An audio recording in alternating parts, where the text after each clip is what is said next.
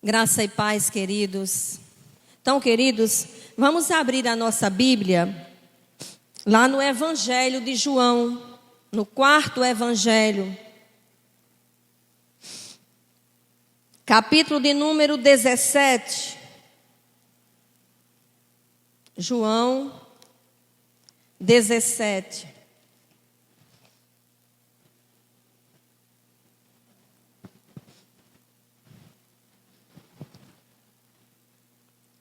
Dos versículos 21 ao 23. João 17, versos de 21 a 23. Os irmãos encontraram? Graças a Deus. A fim de que todos sejam um. E como és tu, ó Pai, em mim, e eu em ti, também sejam eles em nós, para que o mundo creia que tu me enviaste. Eu lhes tenho transmitido a glória que me tens dado, para que sejam um, como nós o somos. Eu neles e tu em mim, a fim de que sejam aperfeiçoados na unidade, para que o mundo conheça que tu me enviaste e os amaste, como também amaste a mim. Queridos, a gente aprende na escola, um dos conceitos que a gente aprende é que, eu acho que é física, é sobre o átomo, química também fala. Nós aprendemos que o átomo é a menor partícula da matéria. Foi isso que eu aprendi, não sei se já tem uma partícula menor do que essa, mas no meu tempo era. Então, queridos, o átomo, há algum tempo atrás, ele era indivisível.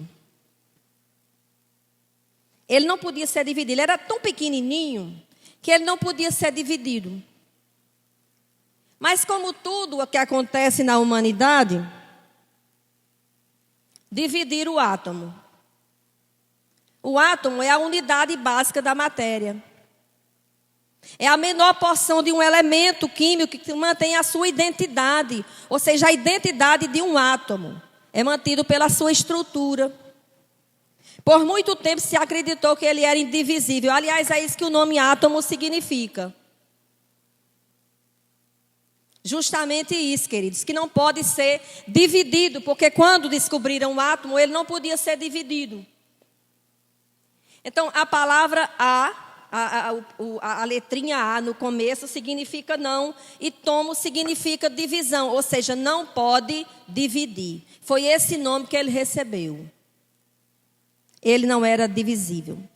Para que a gente tenha uma noção de como a matéria formada de átomos é como uma parede. Uma parede, ela é colocada tijolo sobre tijolo, e é esses tijolos que formam uma unidade depois e ela se torna uma parede. Esse texto, queridos, que nós lemos, ele faz parte da oração sacerdotal de Jesus. Jesus estava para se despedir dos seus discípulos, porque a sua missão já estava sendo completada. E ele iria embora. Ele iria ser crucificado, ele ia ser entregue às autoridades, ele seria crucificado e depois ele ressuscitaria, passaria um tempo com os seus discípulos, mas depois ele iria embora. Porque quando ele viesse, era preciso que ele fosse para que a terceira pessoa da Trindade de Deus viesse para cá. Nós vivemos o tempo da dispensação do Espírito Santo de Deus. Jesus disse, convém que eu vá. Porque quando eu for, virá outro, o Consolador.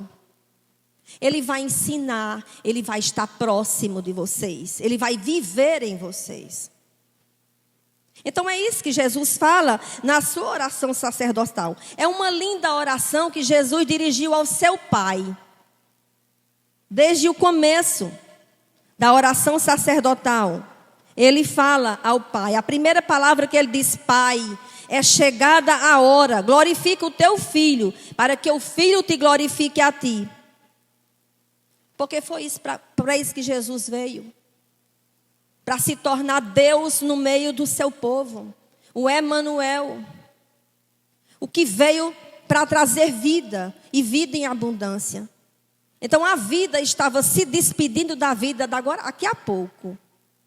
Mas ao invés de se preocupar com ele mesmo, Jesus se preocupava com os outros. Até no último instante na cruz, quando ele está em agonia, em sofrimento, ele se lembra da sua mãe. E ele olha para João e diz assim: João, filho, eis aí a tua mãe. Mãe, eis aí o teu filho. Jesus nunca fez nada em benefício próprio. Ele sempre usou o que ele era e o que ele tinha em prol de todos. Jesus nunca teve um pensamento de egoísmo em lugar nenhum. O que ele tinha era para dar. Ele pouco recebia, mas ele era capaz de se doar muito. O que foi que Jesus pediu nessa oração sacerdotal? O que foi que ele pediu a Deus? O que foi que ele pediu ao seu Pai? Para o seu povo, um povo que ele estava reunindo. Ele disse: Pai, o meu desejo é que eles sejam um. Eu não sei como é que o plural pode se tornar singular, mas no reino de Deus é assim. Sabe por que o reino de Deus é feito de contrastes, de coisas que parece que não fazem sentido? Porque no reino de Deus o sangue limpa, ele não suja. Porque é preciso morrer para poder nascer. Uma ovelha que estava desgarrada, o pastor deixa 99 e vai buscar a que se perdeu. Aquelas estão em segurança no aprisco. Ele vai buscar aquela que foi embora, que pode estar em apuros. Ele vai atrás dela. Então o reino de Deus é assim. Ele diz: Pai, para que eles sejam um. Eles um. Irmãos, a coisa mais difícil do mundo é ter um monte de gente junta, pensando a mesma coisa. Na nossa unidade familiar, por exemplo, nós somos às vezes 3 pessoas, às vezes 4 pessoas, às vezes 5 pessoas. E tem problemas lá. E muitos. Nós temos dificuldade porque gente é problemática. Nós, seres humanos, somos problemáticos. Não tem família perfeita, não tem amizade perfeita, não tem igreja perfeita, porque todos esses relacionamentos, eles são feitos, eles são formados por pessoas imperfeitas. Então não pode haver perfeição. Nunca. E se você buscar fazer parte de algo que seja perfeito, eu sinto lhe dar uma péssima notícia. Você não vai participar de nada. Porque onde tem gente, tem problema. E Jesus, quando ele ora, ele disse: Pai, eu quero te pedir por eles. No verso 20, ele fala não apenas, amados, naqueles discípulos que estavam presentes, mas eles estavam pensando nos do futuro, nós que estamos sentados aqui. Olha o que é que diz o verso 20. Não rogo somente por estes, mas também por aqueles que vierem a crer em mim por intermédio da tua palavra. Ou seja, na oração sacerdotal, Jesus Cristo contemplou não apenas as pessoas que estavam presentes naquela reunião com ele, mas também aqueles que ainda iriam crer, crentes de todos os tempos, de todas as épocas, de todas as raças, de todas as tribos, como diz no livro do Apocalipse. Raças, povos, tribos seriam reunidas no nome de Jesus. E ele pede isso. Ele pede para que Deus faça isso com o seu povo. Eu citei o átomo, queridos, porque o átomo não era divisível, mas se tornou divisível. A igreja não era para ser dividida, mas muitas vezes isso acontece. O texto, queridos, também diz algo muito interessante. É que Jesus não pediu para que o Pai nos tirasse do mundo, os tirasse do mundo. Ele pediu para que os livrasse do mal. Ele disse: Pai, eu não peço que o Senhor tire eles do mundo, não, mas que o Senhor livre eles do mal. Sabe, queridos, e viver no mundo é difícil.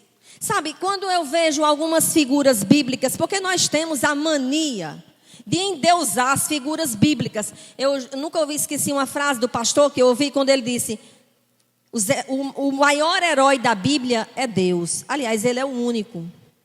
Porque todos os heróis, eles tiveram seus problemas. Todas aquelas pessoas que viveram procurando ter comunhão com Deus, elas tiveram seus problemas. Eu me lembro de Enoque. A Bíblia diz que andou Enoque com Deus e já não era, porque Deus o tomou para si. Eu não sei se eu posso dizer isso, mas eu quero uma licença poética nesse instante para dizer: Enoque andou tanto com Deus, ficou tão longe da sua própria casa, que ficou mais próximo da casa de Deus e foi ficar com ele. Enoque era um homem que tinha família, e a Bíblia diz que ele andou com Deus. Então Enoque tinha vários relacionamentos, mas ele andava com Deus. Eles eram uma unidade, eram juntinhos. Enoque gostava de andar com Deus. Isso serve para nós, queridos. Sabe, é justamente estarmos no mundo, justamente porque nós estamos no mundo, é que reside a dificuldade de nós sermos um. Porque o mundo tende a nos dividir. Aliás, há no mundo muitas divisões naturais. Há a classe das mais variadas profissões, há os amigos que a gente tem, então é um grupo. Aqui na igreja é um grupo, a família é outro grupo. E a gente pertence a eles, mas a gente vai encontrar algumas dificuldades nessa convivência. Em todos esses lugares há problemas de convivência. Então, queridos, mas o que é que mais dificulta a nossa unidade?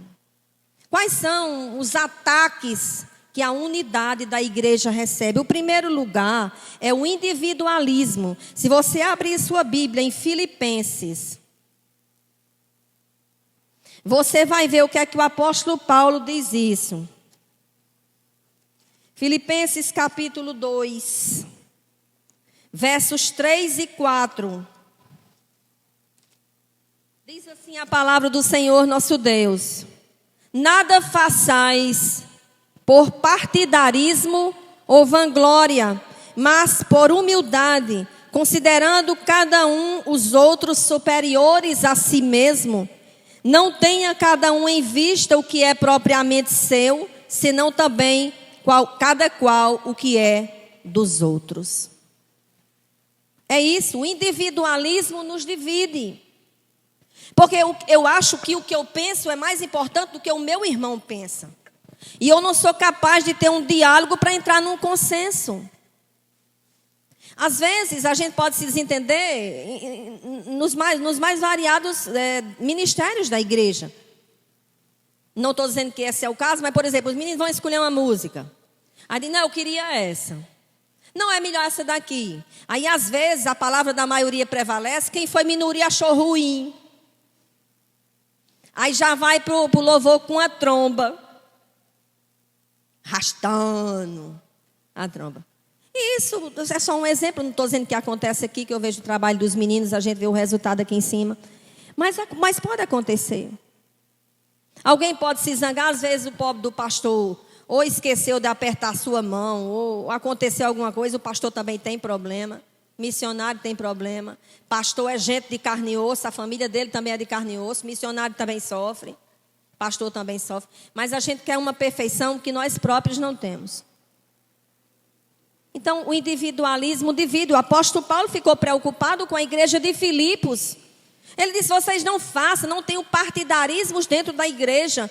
Não façam as coisas para se vangloriar. Não façam as coisas para vocês mesmos. Façam para os outros.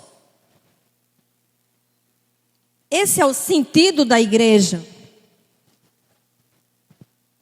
O individualismo impede a dependência mútua. Nós dependemos uns dos outros. Aliás, irmãos, o apóstolo Paulo fala muito sobre isso. Quando ele diz que a igreja é um corpo. Aí você vem para o culto e diz assim, é o seguinte, meu braço, você não vai hoje não para o culto não. Ou então diz, minha perna, você não vai poder ir hoje para o culto. Você não faz isso com o seu corpo. Então por que a gente divide a igreja? Porque a gente considera que uns são mais importantes do que outros. Paulo diz que não tem. Um corpo só funciona bem se todos os membros estiverem bem. Porque se inflamar uma unha sua, o seu corpo todo sofre. Deve existir em nós uma capacidade de sentir a dor do outro. Você só se compadece dos outros quando você se coloca no lugar deles. É muito difícil. Mas essa é a empatia que se fala. É se colocar no lugar da outra pessoa e ser ela, sentir a dor que ela sente. Tem uma música linda que eu acho, ele diz, ame ao Senhor com todo o seu coração, com toda força e razão, com todo o seu desejar. Ame ao seu próximo como se fosse você, como se a dor que ele sente fosse a que sente você, como se a dor que ele sente doesse mais em você. Isso é tomar o lugar do outro. E é o contrário do individualismo. No individualismo nós perdemos a visão da interdependência. E nós nos tornamos pessoas egoístas. Isso aconteceu com o rei Davi. O rei Davi desejou uma mulher que não era para ser dele, porque já tinha marido. A Bíblia diz, na época em que os reis iam para a guerra, Davi estava onde? Passeando. Na varanda do seu palácio. Ele viu que não devia ver. Não era ele para estar ali, não. Ele não devia estar naquele lugar, ele devia estar na guerra. Mas ele estava, e ele desejou a mulher de outro homem. E para satisfazer o seu desejo individualista, Davi torna aquela mulher viúva, para que ele possa ter a mulher que ele desejava. O individualismo faz isso. As pessoas pisam nas outras sem piedade, para cumprir o seu propósito, para ter aquilo que desejam. Nós tivemos um rei também em Israel, chamado Acabe. Ele desejou um terreno, uma vinha. Mas não podia ser dele. Porque a terra de Israel era do Senhor. E ele repartiu as tribos. E as pessoas não podiam vender as suas terras. E ele quis comprar. Ele não vendeu. Ele disse, longe de mim vender a herança do Senhor. E a mulher do rei decide matar aquele homem para que o rei tomasse posse da vinha. E ele toma posse. O individualismo faz isso. Não se importa em matar. Às vezes não se mata alguém fisicamente, mas pode se matar uma pessoa de várias maneiras. Você pode matar alguém com uma palavra. Precisa você bater.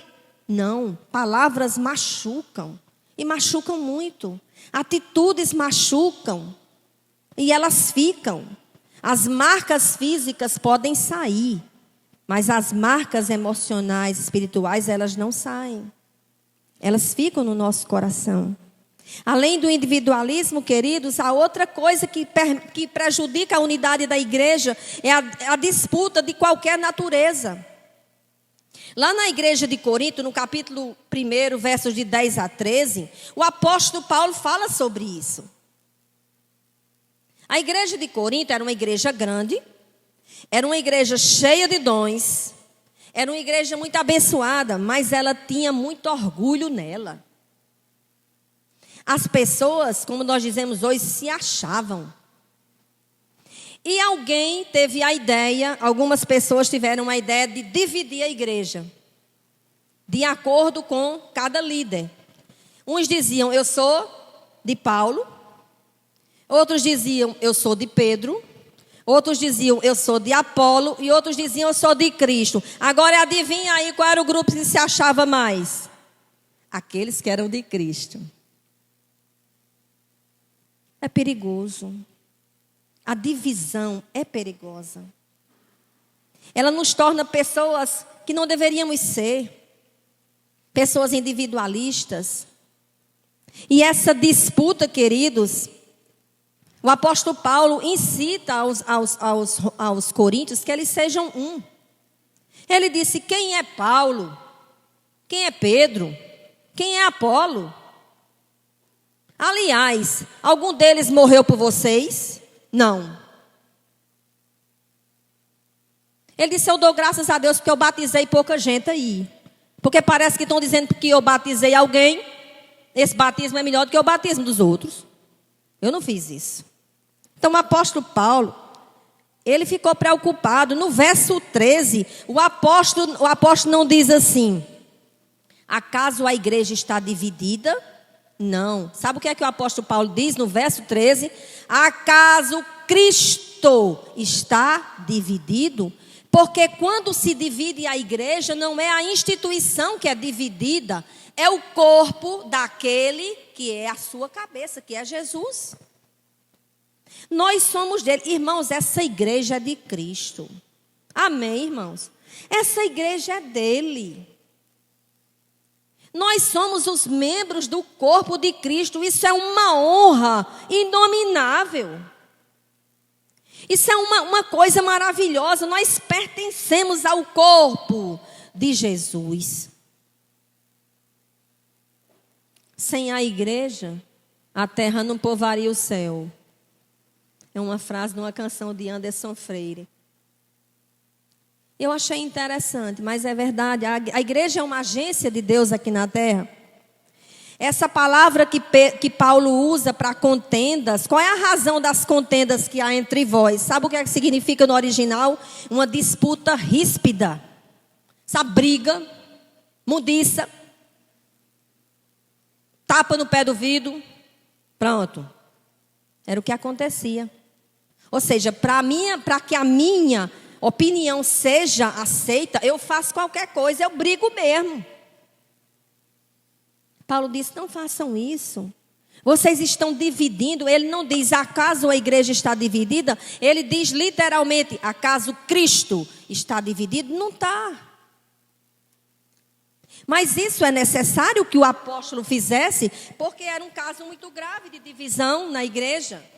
Então essas disputas, essas rivalidades, essas discórdias que podem existir, elas geram um sentimento de superioridade em alguns.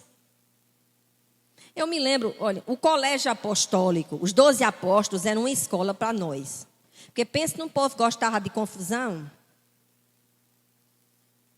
Chegaram 2 caras e disseram assim: ei, nós vamos. Eles iam no caminho, né?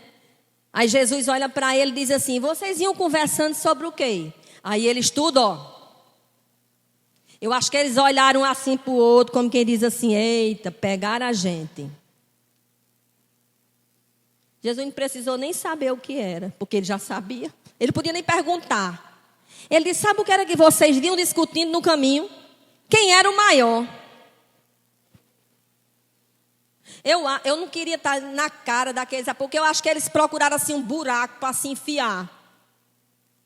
Porque eles receberam. Jesus olhou para eles e disseram: vocês vinham discutindo sobre qual de vocês era o maior ou melhor. Aí Jesus disse: olha, está vendo lá fora o mundo? É assim. Aqui não. Aqui o maior seja aquele que sirva. Será aquele que servir. Esse será o maior. Você acha que é sem razão que algum tempo depois Jesus lava os pés deles? Para dar o exemplo. Jesus disse: vocês sabem o que eu acabei de fazer? Lavei os pés de vocês. Vocês estão certos. Vocês dizem que eu sou mestre e senhor. E vocês estão certos sim. Agora vocês devem imitar o meu exemplo. Servir aos outros. Ser capaz de colocar a vida à disposição. Porque foi isso que Jesus fez. Ele colocou a sua vida. E eu vou dizer literalmente, porque ele a perdeu por nossa causa. Então por que é que a gente não vai se gastar e deixar-se gastar pelo reino? Trabalhar na obra de Deus é um privilégio. Sabe, eu glorifico a Deus todos os dias. Porque, para quem não me conhece, eu sofri um acidente de automóvel há 40 anos atrás. E quando o Senhor me encontrou, e eu me entreguei a Ele, já faz 32 anos. Fazem 32 anos que eu pertenço a Jesus. E quando o Senhor me encontrou, eu olhei assim para Ele e eu disse assim: ó Deus, eu não posso andar. Eu não posso percorrer distâncias a pé. Eu não posso evangelizar de porta em porta. Eu não posso fazer muitas coisas, mas eu quero pedir ao Senhor que me dê um dom para que eu possa te servir. Eu não quero passar pela minha vida sem ter feito nada para ajudar a tua obra. E o Senhor me deu. Eu sou profundamente grata a Ele. Eu já sou missionária desde 2002. Eu me formei em 2002. Mas eu já era missionária antes. Eu tenho mais de 20 anos de ministério. E eu louvo a Deus pelo que Ele tem feito na minha vida. Porque o Senhor tem me dado forças. Às vezes a gente diz assim: mas eu não posso, eu sou muito ocupado. Sabe, essas desculpas não são novas. Moisés deu. Moisés disse: Senhor, eu não posso não. O Senhor disse: eu vou mandar você lá para o Egito. Não, eu não vou não. E por que você não vai? Não, eu mando qualquer um. Eu sou pesado de boca, sou pesado de língua. Você farei isso não. Quando ele deu todas as desculpas, o Senhor disse assim: tá certo. Eu vou lhe dar seu irmão Arão para ser seu porta-voz. Rapaz, aquele negócio nem deu muito certo, que Arão atrapalhou um bocado a vida de Moisés. Entendeu? Porque Deus vai dar condição de você fazer o que Ele quer que você faça. Porque Ele se responsabiliza, foi Ele que chamou. Então, queridos, cada um de nós não tem crente sem ministério. Aliás, tem um dom. Vocês sabiam que tem na Bíblia, não tem o dom de banco? Não tem não. Qual é seu dom? Não, eu vou para a igreja, eu me sento lá no banco, ou fico bem quietinho lá. Não tem esse dom. Tem vários outros dons que nós podemos assumir para a honra e glória do Senhor nosso Deus. Então, queridos, além do individualismo, além das disputas ríspidas dentro da igreja, tem, sabe o que? A falta de amor. O apóstolo Paulo diz que quem tem amor tem tudo. E não há nada superior a ele. Esse amor, a palavra que o apóstolo Paulo usa para amor, é pouco usado, pouquíssimo usado na literatura secular. Ela é utilizada aqui para falar do amor de Deus. Sabe, queridos, o amor de Deus é um amor que raramente nós sentimos. Sabe por quê? Porque o amor que Deus sente, o amor que Deus proclama, o amor que Ele espalha, é um amor que não depende da pessoa que Ele vai dirigir esse amor. Ele ama apesar do que eu sou. Ele ama ao que não lhe é agradável. Porque a nossa tendência como seres humanos é amar quem nos ama e desprezar os outros. Jesus disse que não deve ser assim. O amor ágape se baseia na escolha deliberada de quem ama e não na pessoa que é amada. No essencial, queridos, o Senhor permitiu que houvesse na sua igreja muitas denominações, né? Sabe por quê? Porque existem pessoas diferentes. Igrejas nossas, irmãs, igrejas que servem a Cristo, tem delas que não tem uma bateria, tem delas que não bate palma, mas elas são cristãs. Pregação da palavra há, o amor a Deus, o serviço a Deus há. Então não olhe para um irmão que dá um glória a Deus do começo ao fim do culto, porque você não consegue fazer isso. Deus permite a diversidade. Tem uma frase interessante que é atribuída, acho que a Agostinho, ele diz assim: no essencial, unidade, no não essencial, liberdade, e em todas as coisas, amor. A tolerância é muito importante. É importante demais a tolerância dentro da igreja. Porque a falta de amor pode dividir. Quando eu amo, eu tento compreender o outro. Aí você diz, mas a pessoa que eu quero amar é muito difícil. É muito chata. É enjoada. É briguenta. É uma pessoa feia. Eu não quero amar essa pessoa, não. Aí você se olha no espelho e o espelho é Jesus. Eita! Aí você percebe que é chata, briguenta, feia. Porque o espelho é Ele.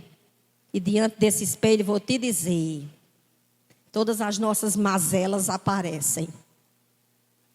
Sabe, queridos, amar é muito importante.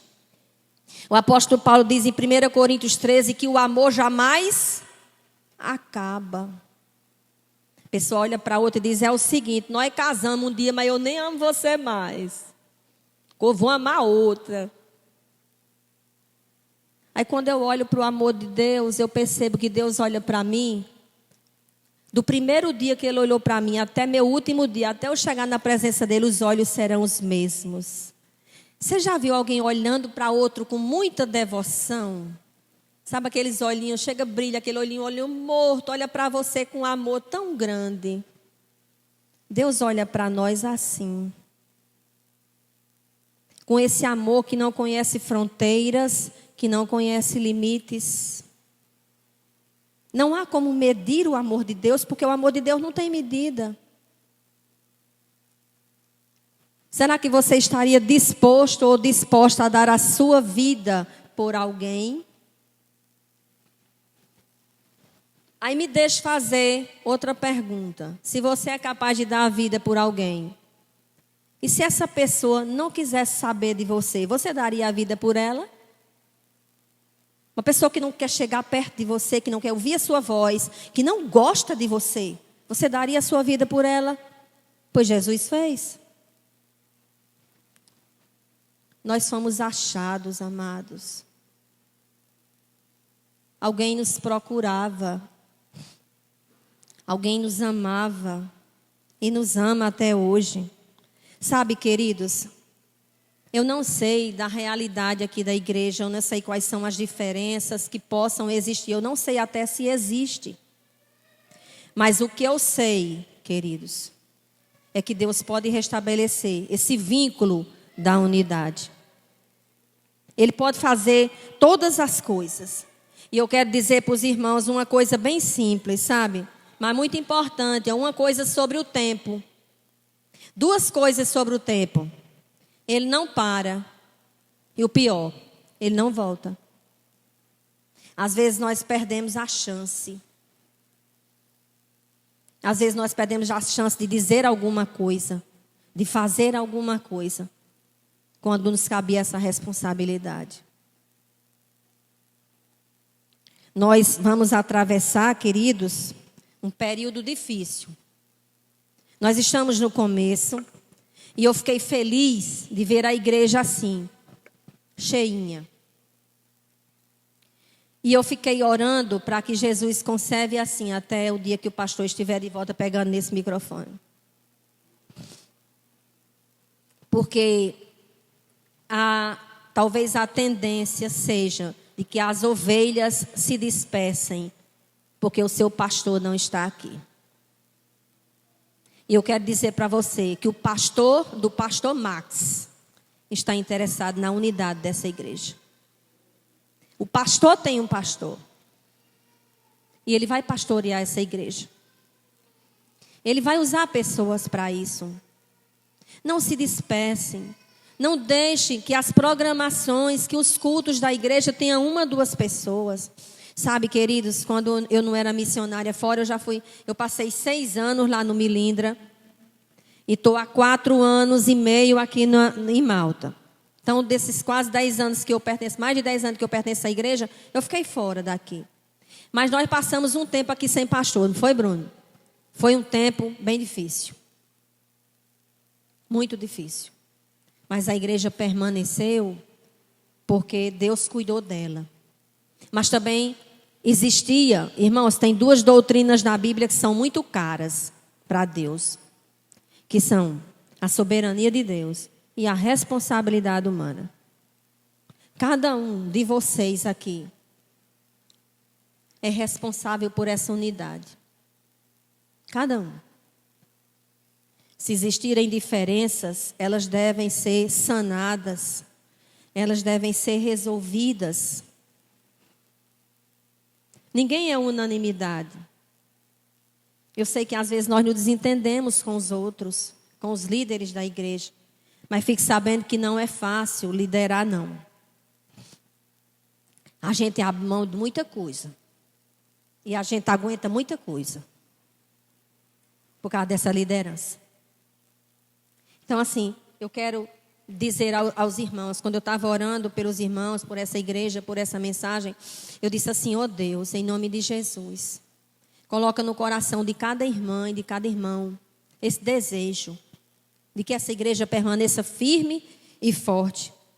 Tem uma frase de C.S. Lewis bem interessante: se não há unidade, ele diz assim, para quem está na estrada errada, progredir é dar meia volta.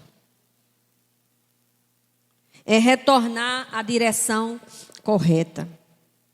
Sabem, queridos, para terminar, eu quero contar. Eu assisti um filme esses dias chamado Remando para o Ouro. É a história da equipe dos Estados Unidos de remo. Eles vão defender, né, os Estados Unidos na Olimpíada que foi realizada na Alemanha de Hitler, na época de Hitler. E essa equipe, ela era formada, eu não sei se os irmãos já viram, até o Brasil já ganhou, mas só com 2 e só com 1, né? Naquele remo, o dessa equipe eram de 8. 8 formavam a equipe de remo dos Estados Unidos. E eles foram... Essa equipe, ela era um azarão. Ela não era qualificada, ela era a segunda equipe. E o treinador decidiu que ao invés de levar a primeira equipe, ele levaria a segunda. Ele achou que ela tinha mais potencial do que a primeira. E eles vão para a Alemanha. Irmãos, acontece tudo errado para esses pobres. Dá tudo errado, mas eles eram tão resilientes. Na hora que eles vão competir, eles têm os irmãos sabem que tem aquela parte eliminatória, só vão para as finais. Para a final, quem se classifica. E eles se classificaram entre os primeiros. E quem se classifica em primeiro lugar fica nas retas do meio. Porque nas raias, aliás, nas raias do meio, porque elas têm menos... não leva tanto vento e a água é agitada e não atrapalha, né? Menos agitada e não atrapalha. Eu só sei que fizeram um arrumadinho lá e colocaram a equipe dos Estados Unidos na raia de fora. Na pior que tinha. E eles disseram assim, pronto. Nos colocaram aqui, era melhor ter botado a gente lá no Ártico. E para acabar de acertar, eles não escutam quando... O juiz dá a partida. Eles estão conversando e não percebem que foi dada a partida. Quando eles olham, os barcos já estão lá na frente. Aí eles remem, remem, remem. Eles começam a remar. Queridos, é interessante. Por que é que eu contei essa história desse filme? O remo, o barco, ele tem 8 componentes. Cada componente daquele se senta no assento e cada assento tem um propósito. Deixa eu dizer bem direitinho a divisão aqui que eu anotei, que eu achei interessante demais. Dos assentos 1 ao 3, é responsável, é a técnica que mantém o barco no curso. Então, são os 3 primeiros assentos.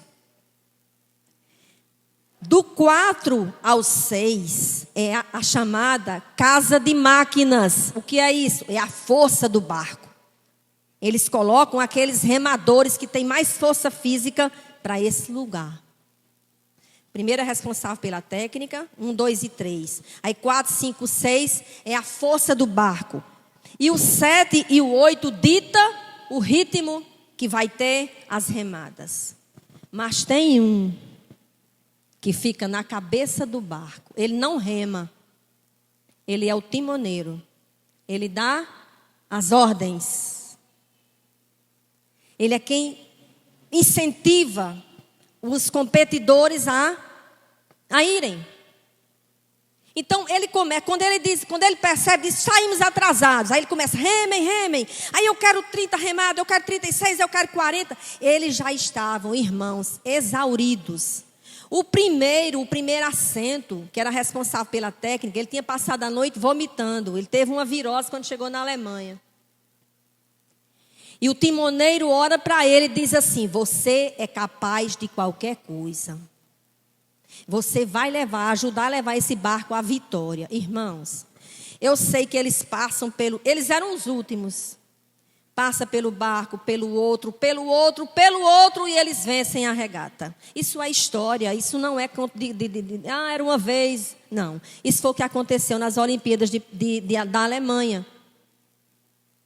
Eles venceram a prova. Sabe por quê? Interessante é que no final do filme tem um personagem. Tem um menininho numa canoa. E ele tentando remar. Aí ele rema e vai parar na margem do rio e bate o barco. Aí ele sai chateado. E ele chega e diz assim: vovô, como era que você conseguia manter o barco no curso? Se você gostava de remar em 8, ele olhou para a criança e disse assim: você está brincando? Nós não éramos 8, nós éramos 1. Essa igreja tem muitas pessoas. Essa igreja é formada das mais variadas famílias. Mas todos nós temos que ter um só objetivo em comum: servir a Cristo. Não deixar que, assim como o átomo foi dividido, essa igreja seja dividida. Vamos continuar firmes no propósito de esperar aquele que Deus escolheu para ser o timoneiro dessa igreja.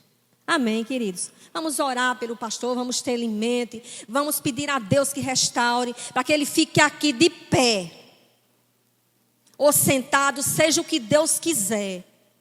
Deus não me queria em pé. Ele queria sentado. E eu disse assim: está certo. E ele faz a obra. Porque ele usa as pessoas. Então, queridos, se algum pedacinho, se algum assento aqui que não está funcionando bem, olhe para o timoneiro. Olhe para Jesus, que é autor e consumador da nossa fé. Amém, queridos? Vamos cantar uma canção, não é isso? Vamos continuar falando sobre unidade, queridos. Vamos refletir sobre esta unidade. Vamos pedir ao Senhor que mantenha essa unidade. Jesus disse: Pai, eu quero que eles sejam um, como nós somos. Não se podia separar Jesus e o Pai. É assim que tem que ser essa igreja, em nome de Jesus.